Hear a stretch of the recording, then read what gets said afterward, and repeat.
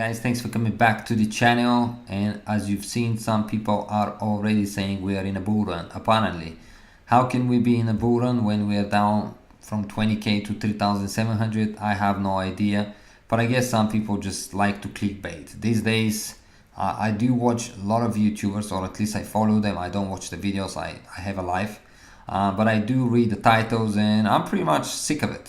One day it's a bull run, next day it's a bear market, one day it's we're going for the moon, next day we're in a low, high, buy, sell, this is why you should buy, this is why you should sell, this is why you shouldn't do anything. Please, come on, man, make up your mind. People are confused, they don't know what to do anymore. By the time everything picks up, they probably gonna sell everything simply because they're tired of not knowing what to do. I mean, one day they're told one thing and the next day they're told another thing. The reality is we're far away from an all-time high. We're far away from a bull run. If we were to talk about bull run, Bitcoin needs to be, at least in my opinion, at least 10k. That's when we can start once again talking about, okay, maybe we're picking up. Sitting at 3,700 being 3% increase, it's far away from anything. That's not a movement. You can't say, oh, we're moving, we're going somewhere, when you're already down about 80%, 90% from all-time high. I mean, where are you going with 3%? Nowhere. Yes, slightly the price is increasing, and that's nothing special right here. I mean, it's a market. It goes up, it goes down. Certain people are gonna have to make money. Not everyone is a hodler. The people that trade, the market has to move for them in order to make money. Otherwise, everyone will be a hodler. But not everyone it is. People enjoy trading. For them, price has to move. 3%, it's nothing. Ethereum, 11%, still nothing. Because it's sitting at $140. Do you know how far away from an all-time high? Very, very far. But it's nice to see greens. However, tomorrow we could be seeing red. So not to give yourself a headache. A simple advice, not a financial one. Just don't pay too much attention. I'm pretty sure everyone at this point, at least the people that are interested in crypto at this right now, have a set goal where maybe they would consider selling. And I'm pretty sure everyone is far off from their goals. I'm pretty sure. Knowing where the prices were back in December of 2017 and where they are right now, I'm pretty sure no one would sell at this point. Everyone is holding. If trader, obviously, everyone is holding and is waiting for those prices. So then just don't get it twisted by watching constantly videos of people telling you this is the low, we're going high from here, and we're going for the moon and all of these things. Maybe eventually, but it's a far from way. In general, the moon is far from the earth. So it's the same thing pretty much at the moment with cryptocurrency and Bitcoin. I'm not going to mention any names, but it was funny. I watched one guy video when Bitcoin was at $6,000, and he tend to make videos with charts and all these things that I pretty much find funny. But anyway, especially YouTubers that talk about charts, trading and whatnot, and they haven't done a single trade. They haven't showed any successful trade or all this, but all of a sudden they're experts. And that particular person was talking about we're in the, this is the low, from here we're going up. And that was when the price of Bitcoin was at $6,000, and now we're at 3,700. It's crazy. Anyway, the market, you can see it yourself. If you can't find the link, it will be down below. If you can't find the site, I should say, the link is down below. But let's see Graig Wright. Let's talk about something else. I was away from the computer on the weekend, spent a little bit of time with the girlfriend, but now I'm back, and let's talk about Graig Wright. He once again claims to be Satoshi Nakamoto, which is interesting.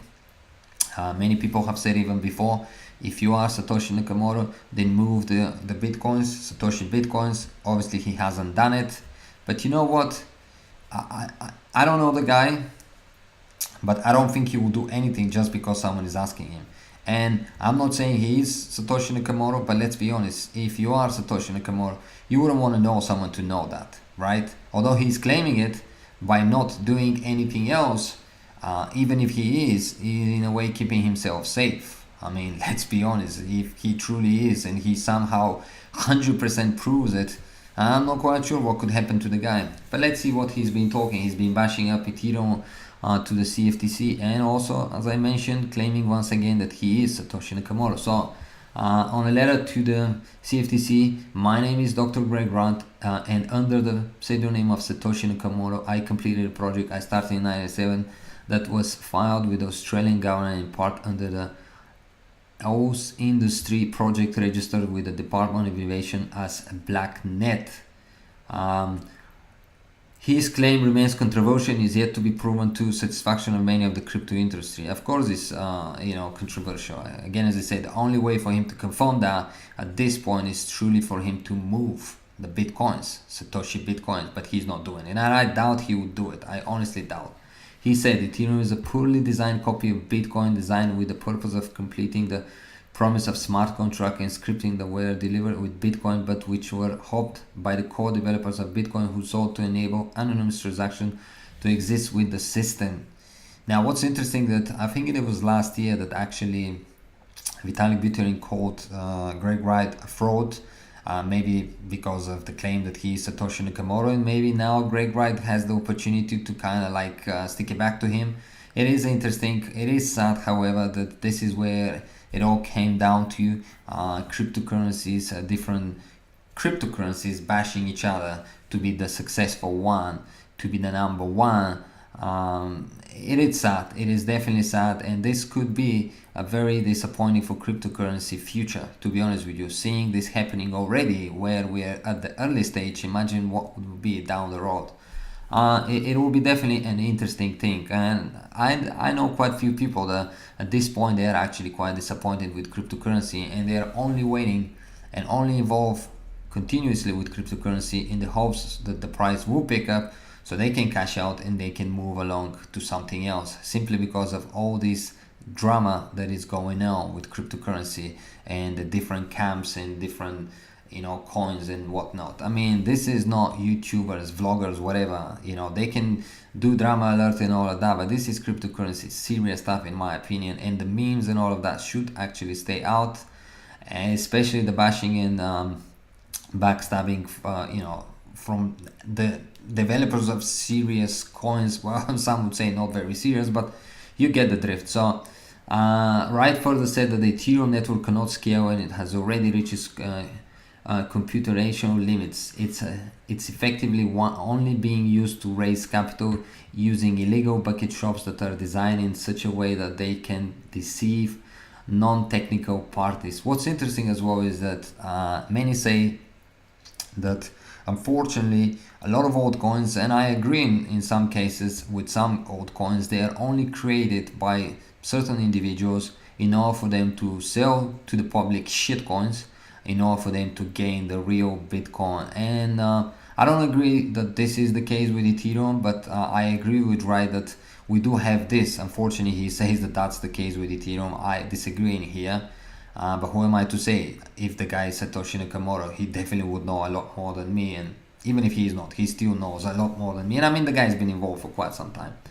Bitcoin network, on the other hand, he said, can be set up in a way that allows infinite scaling. Bitcoin can leave simple verification on chain, allowing a system that scales globally and delivering a distributed computational method, he wrote. The only way Ethereum can scale is to alter its model to copy Bitcoin, he added. He also hit out at the governance model of Ethereum, saying it's controlled by one central group who uses misleading statements saying that they are decentralized to cover up the fraudulent creation of digital security.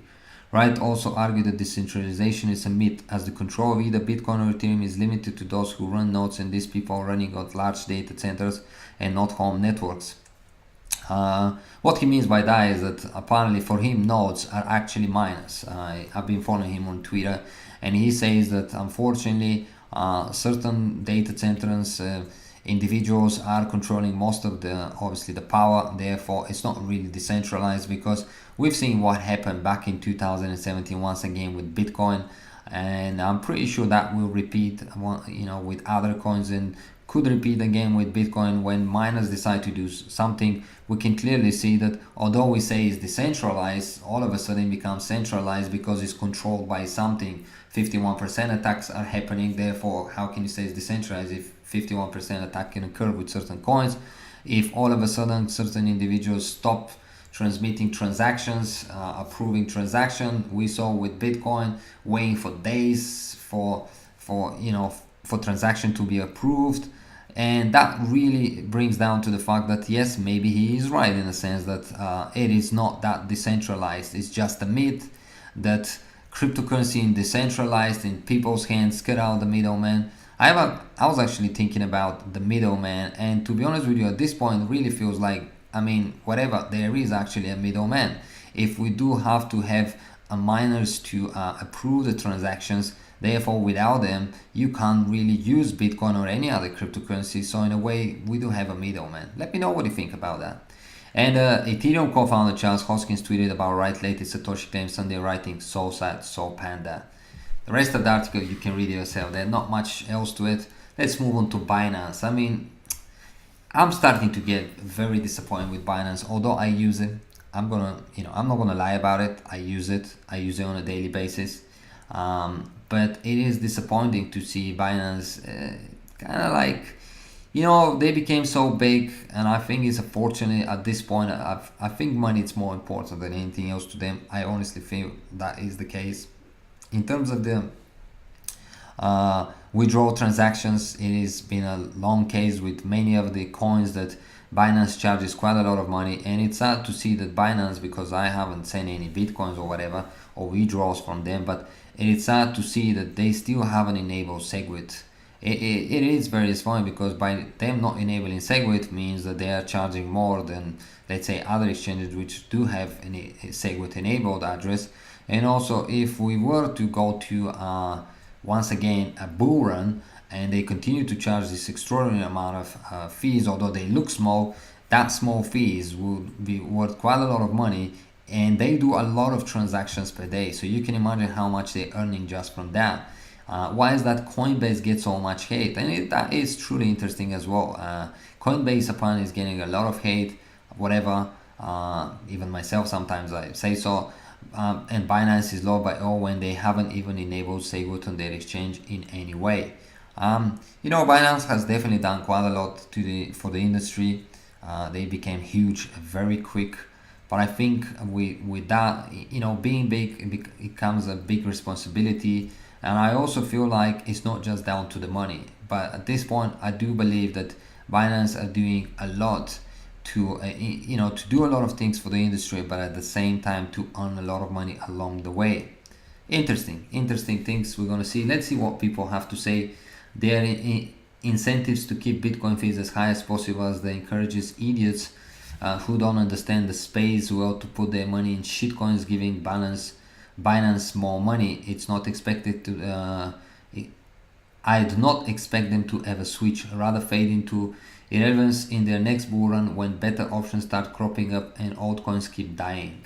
Binance also just cancels altcoins by whim on request for governments. That could be a positive word. I didn't even know Binance didn't have Segwit. That doesn't make sense at all. Well, I don't use them much myself. Coinbase Pro charges zero in fees for limit orders and transfers out, and that's a price Binance can't beat. I've sent Bitcoin to my Segwit address from Binance. Yes, you can send it to your Segwit, but they don't support, I believe, Segwit. And that's with Binance. Let me know what you think. And finally, let's talk about, well, it's not finally, actually, before we go to Ripple, let's talk about this gentleman right here. Very interesting, very disappointing once again about Binance. And by the way, this is not a threat. I use Binance on a daily basis. I'm not bashing them out. At this point, I don't want them to go anywhere, but I think there is certain things they need to work on. So see, this person apparently has lost quite a lot of money. Should have better use protections. So let's start right here. I have clearly set a sale limit price order of 0.00109 and 0.00111, but instead it was executed at 0.00011. I have lost all my money for the glitch. It was not a personal mishap. It happened to a few other people too. Please do something about it. I've lost 6,000 on Binance. That is crazy amount of money. I'm surprised that this has actually occurred. Maybe there is a glitch, and unfortunately I don't know if he's gonna see his money back, because it's hard to prove that you really had that order, although he has placed certain pictures in here. Let's see it. And as you can see, this is where apparently it was executed with 3 zeros instead of 2 zeros in front. I just suffered a huge glitch in Binance Exchange for a trade that was executed at minus 854% of my limit order price. It was for new pair BTT TUSD, where the mechanism and security in place for preventing such a huge loss and accidental for users. What's interesting that Binance usually, if you try to place an order above a certain, at least it will say, are you sure? So I'm surprised that that wasn't the case. Maybe it wasn't. I will definitely follow up on this. Let me know, have you suffered a huge loss because of something similar? I actually tried to place about 3 days ago just a crazy sale order, a very high sale order, and Binance didn't allow me to do that. That was very disappointing. I don't see why Binance shouldn't allow me to place whatever sale order I want to. I mean, it could take 20 years for it to be filled up. It may never get filled up, but hey, it may one day get filled up. I may just want to have it sitting in there, but they didn't allow me to do so. Very disappointing on this bit. Hopefully they will change that. And finally, XRP, boom, once again XRP apparently is partnering with Tencent, which are confirming interest in Ripple. People were saying Ripple is going to be dead. I talked about Ripple and JPM coin, and as I mentioned on the video, I don't see Ripple going anywhere. They're going to be competing. They're going to be here to stay. Not every entity, institution, banking, in the banking industry is way too big. Not everyone's going to be using JPM coin. I don't think every institution will also create his own coin, because for you to create your own coin, it requires a lot of funds, it requires a lot of work, and then you have to maintain it. Why do this work if you are, if you're into the banking? Just concentrate what you're doing and use coin like Ripple or something else to do the job you want for a fraction of the price, for example, and just don't bother, don't bother building anything on it. So XRP is quite heading to the moon once again. Okay, there you have it, moon again. With many crypto platforms seeing XRP and Ripple with potential move and adopting to the ecosystem, XRP on the other hand also gaining a minor uptrend, a weak start. On Sunday, February 17, Twitter has rolled a tweet with quite interesting information on XRP, and it states, Tencent Cloud confirms interest in Ripple currency XRP. Wow, this is more amazing news for Ripple. Definitely, I don't see Ripple going anywhere. I'm not going to read the article, but Tencent, if I'm saying it correct, I think I am, is technology giant which was founded in 1998. Headquarters in Shanghai, China. It definitely is another boost for Ripple. Anyone invested into Ripple, myself personally, I'm not. Therefore, I'm not gaining anything from this, at least at this point. Maybe one day I will invest. But Ripple are definitely heading and are doing big things for what they're trying to, for what they're concentrated and what they're doing. They're not paying attention too much the rest of the cryptocurrency market. I believe they're just doing their own thing, and I do see XRP once again getting, eventually very bullish and being a good investment long term for people that believe in XRP and don't mind let's say the fact that XRP is not an actual cryptocurrency and whatnot. It is here. The market cap of XRP is huge. I don't see it going anywhere. I personally don't agree on certain things XRP are also doing, but who am I for them to just disappear because I don't agree with them? I think they're here to stay. I don't think they have anything to worry about JPM coin, and for them constantly parting with new companies, entities, it is an exciting thing for the investors. That's it from me, guys. Hope you enjoyed this one. It was something different. I'm gonna try to obviously cover many other stuff in the next few days. In the meantime, let me know anything you wish down below.